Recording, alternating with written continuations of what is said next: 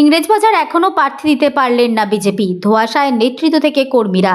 তাই ভোট প্রচারে বেরিয়ে বিজেপি কাউন্সিলর সহ পরিবারের ভোট চাইলেন তৃণমূল প্রার্থী আশিস কুণ্ডু।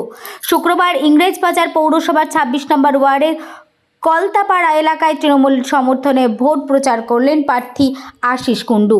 সেই সময় বিজেপি কাউন্সিলর সুতপা মুখার্জি তার পরিবার নিয়ে গেটের সামনে দাঁড়িয়ে তাকে স্বাগত জানান।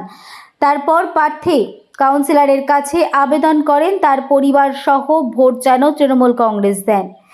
এ বিষয়ে প্রার্থী বলেন যে আমার বোনের মতো, তাই তার পরিবারে গুণজনদের প্রণাম করে ভোট চাইলাম।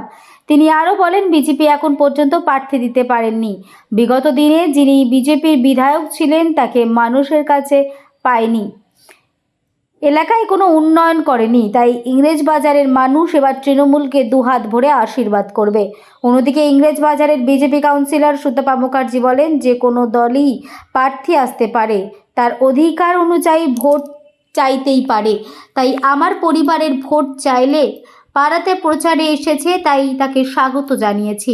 তবে যতই ভোট প্রচার করুক তৃণমূল এখানে কোনো মতেই জিততে পারবে না। বিজেপি বিপুল ভোটে জয়যুক্ত হবে।